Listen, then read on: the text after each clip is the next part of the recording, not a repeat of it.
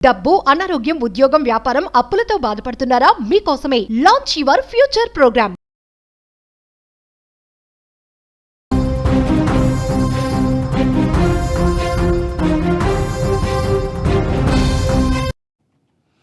H1B వీసాలపై పనిచేస్తున్న ఉద్యోగులకు ఊరట కలిగింది. కొత్త అప్లికేషన్లకు మాత్రమే $1,00,000 ఫీజు.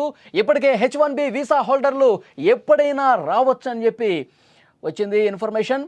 2026 నుంచి ఇచ్చే H1B వీసాలకే కొత్త ఛార్జీలు ప్రస్తుత వీసాదారులకు రెన్యువల్కు వర్తించదని క్లారిటీ చేశారు. అమెరికా బయట ఉన్న వాళ్ళు టెన్షన్ పడొద్దని, కొత్త వీసాదారులకు మాత్రమే ఈ రూల్ వర్తిస్తుందని ప్రకటన వచ్చింది.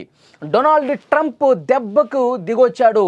డొనాల్డ్ ట్రంప్ తను ఏదైతే ఇబ్బంది పెడదామనుకున్నాడో దాని పర్యవసనాలు తెలిసొచ్చి ఒక్క దెబ్బకు కిందకి దిగొచ్చిన పరిస్థితుంది. H1B వీసాల విషయంలో నెలకొన్న గందరగోళంపై అమెరికా వైట్ హౌస్ క్లారిటీ చేసింది. అమెరికాలో ఉద్యోగం చేయాలి అనుకునే వారికి ఇచ్చే H1B వీసాల రుసుమును ఆ దేశ అధ్యక్షుడు డొనాల్డ్ ట్రంప్ $1,00,000కు పెంచడం ప్రపంచవ్యాప్తంగా పెను సంచలనమే సృష్టించింది. ట్రంప్ నిర్ణయం ఎంతోమంది ఉద్యోగార్థులపై ప్రభావం పడనుందని నిపుణులు భావిస్తున్నారు.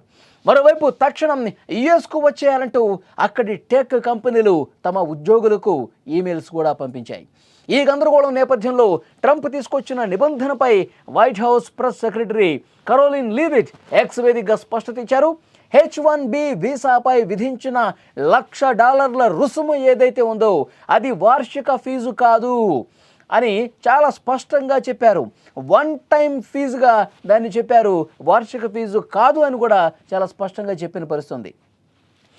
ఇప్పటికే ఈ వీసా కలిగి ఉండి అమెరికా బయట ఉన్నవారు భయపడాల్సిన అవసరం లేదని, వారిపై ఈ $1,00,000 రుసుము విధించబోమని చెప్పారు. వాళ్ళంతా ఎప్పట్లాగే అమెరికా నుంచి బయటకు వెళ్ళి తిరిగి రావచ్చని, కొత్త నిబంధన వారికి అసలు వర్తించదని చెప్పారు. ఈ వన్ టైం $1,00,000 రుసుము ఇకపై కొత్త H1B వీసాకు దరఖాస్తు చేసుకునే వాళ్ళకు మాత్రమే అమలు చేస్తామని, ప్రస్తుత వీసాదారులకు రెన్యువల్కు వర్తించదని చెప్పడంతో కాస్త ఉపశమనం కలిగినట్లయింది.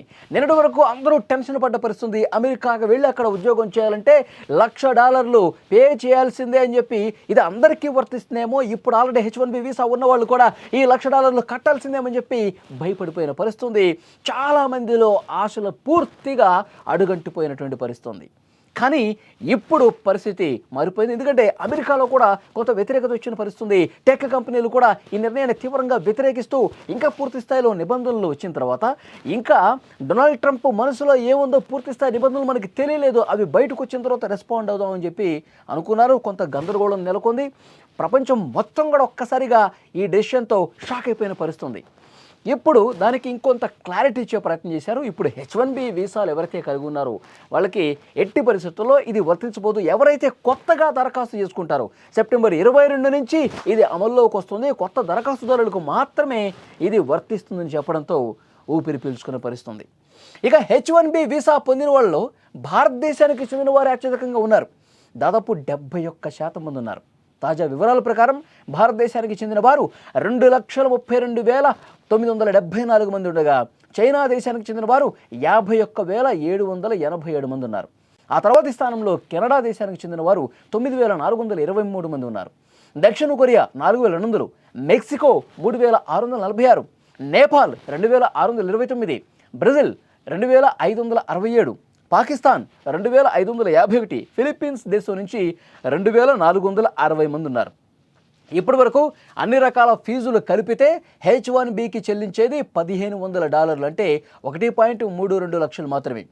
ఇప్పుడు తాజాగా డొనాల్డ్ ట్రంప్ తీసుకున్న నిర్ణయం వల్ల ఇక నుంచి H1B వీసాకు దరఖాస్తు చేసుకునేవారు $1,00,000 వన్ టైం ఫీజుగా చెల్లించాల్సిన పరిస్థితుంది. అంటే దాదాపు 88 లక్షల రూపాయల వరకు ఈ వన్ టైం ఫీజుగా చెల్లించాల్సిన పరిస్థితుంది. డొనాల్డ్ ట్రంప్ ఎందుకని తీసుకొచ్చాడు, ఏం చెప్తా ఉన్నాడు? గొప్ప ఉద్యోగుల కోసమే, బాగా స్కిల్డ్ ఉన్నటువంటి ఉద్యోగుల కోసమే మేము ఈ విధంగా తీసుకురావాల్సిన పరిస్థితి ఉందని చెప్పి పైకి చెప్తా ఉన్నాడు. కానీ చాలామందికి ఏమర్థమవుతుందంటే డొనాల్డ్ ట్రంప్ ఈ రకమైనటువంటి నిర్ణయం తీసుకోవడానికి భారతదేశం మీద ఒక ద్వేషపూరిత భావంతో, భారతదేశం మీద ఒక అసూయతో, ఒక కక్షతో, ఒక ప్రతీకారంతో ఇలాంటివి చేస్తూ ఉన్నాడు. ఎందుకంటే గత కొన్ని రోజుల నుంచి ట్రంప్ వ్యవహార శైలి భారత్ పట్ల ఏ విధంగా ఉందో చాలా స్పష్టంగా అర్థమవుతుంది. ఇక్కడ ఇంతకుముందు నేను మీకు చెప్పినట్టు 78% మంది H1B వీసా కలిగి ఉన్న వాళ్ళు 78% భారతీయులు ఉన్నారు. అంటే తర్వాత స్థానంలో చైనా వాళ్ళు ఉన్నారు. భారత్ చైనాని ఇబ్బంది పెట్టడం కోసమే డొనాల్డ్ ట్రంప్ దీన్ని తీసుకొచ్చాడు అని పెద్ద స్థాయిలో చర్చ జరిగింది. ముఖ్యంగా మన దేశానికి సంబంధించినటువంటి ఉద్యోగుల్లో ఒక తీవ్రమైనటువంటి ఆందోళన రేకెత్తిన పరిస్థితుంది. ఇక అమెరికా వెళ్ళి జాబ్ చేసుకున్నటువంటి ఆశను పూర్తిగా వదిలేసుకున్నటువంటి సిచ్యువేషన్ అయితే కనిపించింది. ఆల్రెడీ ఇప్పుడు ఉద్యోగాలు చేస్తున్న వాళ్ళు, వీసాలు ఆల్రెడీ కలిగి ఉన్న వాళ్ళు కూడా పూర్తిగా భయపడిపోయినటువంటి పరిస్థితుంది. కానీ డొనాల్డ్ ట్రంప్కి దాని పర్యవసనాలు ఏ విధంగా ఉంటాయో చాలా స్పష్టంగా అర్థమైనట్టుంది. అందుకే వెంటనే యూటర్న్ తీసుకున్నటువంటి పరిస్థితుంది. ఇది కేవలం ఇక మీదట ఎవరైతే రెన్యువల్ చేసుకుంటారో, ఇక మీదట ఎవరైతే కొత్తగా దరఖాస్తులు తీసుకుంటారో వాళ్లకు మాత్రమే అని చెప్పి మళ్ళీ యూటర్న్ తీసుకోవడానికి కారణం, భారత్ని ఇబ్బంది పెడితే అమెరికా అంతకు రెట్టింపు స్థాయిలో ఇబ్బంది పడుతుంది అని చెప్పి ఆయన గ్రహించాడు. కాబట్టి వెంటనే ఈ డెసిషన్ తీసుకున్నాడని కూడా చాలా స్పష్టంగా అర్థమవుతుంది. గత కొన్ని రోజుల నుంచి భారత్ పట్ల ఆయన మొండి వైఖరి ఏ విధంగా ఉందో అర్థమవుతుంది. భారత్ పాకిస్తాన్ యుద్ధం జరిగినప్పుడు యుద్ధాన్ని నేనే ఆపాను అని అబద్ధాలు చెప్పాడు, 4-5 సార్లు చెప్పాడు.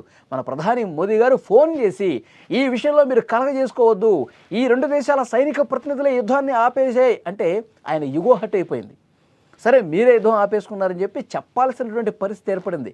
అక్కడ యుగో హట్ అయింది. తర్వాత రష్యా యుక్రెయిన్ యుద్ధం విషయంలో మనం రష్యా నుంచి చమురుకుంటున్నామనే ఉద్దేశంతో రష్యా యుక్రెయిన్ యుద్ధానికి పరోక్షంగా భారతే కారణం అని చెప్పి మన మీద సుంకాలు విధించిన పరిస్థితుంది. అక్కడ మనం చెప్పినా వినట్లేదని అక్కడ యుగో హట్ అయినటువంటి పరిస్థితుంది. ఇలా ఒకదాని తర్వాత ఒకటి డొనాల్డ్ ట్రంప్ మన మీద కోపాన్ని పెంచుకొని భారత్ను మళ్ళీ మనం ఏ విధంగా ఇబ్బంది పెట్టాలి. మొన్న కూడా డ్రగ్స్ విషయంలో కూడా ప్రస్తావన తీసుకొచ్చాడు కదా.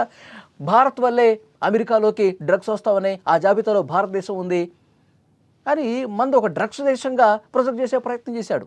అంటే ప్రతి విషయంలో ఎక్కడ భారత్ని బద్నాం చేయాలి, ఎక్కడ భారత్ని ఇబ్బంది పెట్టాలి, భారత్లో ఉన్నటువంటి ఇక్కడికి వచ్చి పనిచేసే వాళ్ళ ఉద్యోగుల్ని ఏ విధంగా ఇబ్బంది పెట్టాలంటే భారత్ని తన ట్రాప్లోకి తీసుకురావడానికి, మోదీని తన దారిలోకి తెచ్చుకునేందుకు సర్వశక్తులు పన్నుతున్నట్టుగా కనిపిస్తోంది.